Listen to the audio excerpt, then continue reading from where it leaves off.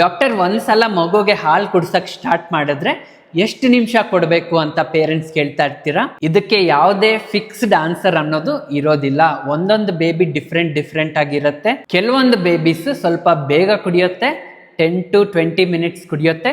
ಕೆಲವೊಂದು ಬೇಬೀಸ್ ಇನ್ನೂ longer time ಅಲ್ಲಿ ಕುಡಿಯುತ್ತೆ. ಫಸ್ಟ್ 1 to 2 ಮಂತ್ಸ್ ಅನ್ನೋದು ಬೇಬಿ ಸ್ವಲ್ಪ ಜಾಸ್ತಿ ಹೊತ್ತು ಕುಡಿತಾ ಇರುತ್ತೆ, ಸ್ವಲ್ಪ ಟೈಮ್ ತಗೊಳುತ್ತೆ ಕುಡಿಯೋದಕ್ಕೆ ಕಂಪ್ಲೀಟ್ ಆಗಿ. ಮತ್ತೆ ಮಗುಗೆ 2 ತಿಂಗಳಿಂದ 4 ತಿಂಗಳು 5 ತಿಂಗಳು ಆ ಥರ ಆಗ್ತಾ ಇದ್ದಂಗೆ ಟೈಮಿಂಗ್ ಅನ್ನೋದು ಕಡಿಮೆ ಮಾಡುತ್ತೆ. ಸ್ಟಾರ್ಟಿಂಗ್ ಮಂತ್ ಅಲ್ಲಿ 20 ಮಿನಿಟ್ಸ್ ಕುಡಿತಾ ಇದ್ರೆ ಮಗು 3 ತಿಂಗಳು 4 ತಿಂಗಳು 5 ತಿಂಗಳಾದಾಗ 10 ಮಿನಿಟ್ಸ್ 5 ಮಿನಿಟ್ಸ್ ಅಷ್ಟೇ ಕುಡಿಯುತ್ತೆ. ಬಟ್ ಎದೆ ಫುಲ್ ಖಾಲಿ ಮಾಡೋ ತನಕನೂ ಕುಡಿಯುತ್ತೆ. ನೀವು ಕರೆಕ್ಟಾಗಿ ಗಮನಿಸ್ತಾ ಇದ್ರೆ ತಾಯಿಗೆ ಚೆನ್ನಾಗಿ ಗೊತ್ತಾಗತ್ತೆ. ಹಾಲು ಕುಡಿಯೋಕೆ ಮುಂಚೆ ಎದೆ ಗಟ್ಟಿಯಾಗಿರುತ್ತೆ, ಎದೆ ಫುಲ್ ಆಗಿರುತ್ತೆ, ಮಿಲ್ಕ್ ಇರುತ್ತೆ. ಹಾಲು ಕುಡಿತಾ ಇದ್ದಂಗೆ ಎದೆ ಸಾಫ್ಟ್ ಆಗುತ್ತೆ. ಹಾಲು ಖಾಲಿ ಆಗೋ ಸೆನ್ಸೇಷನ್ ಅನ್ನೋದು ಮದರ್ಗೆ ಬರ್ತಾ ಇರುತ್ತೆ.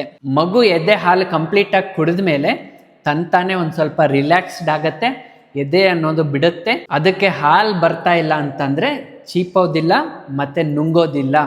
ಆವಾಗ ನೀವು ಬೇರೆ ಬ್ರೆಸ್ಟ್ ಕಡೆ ಶಿಫ್ಟ್ ಮಾಡಿಕೊಂಡು ಹಾಲು ಕುಡಿಸ್ಬೋದು.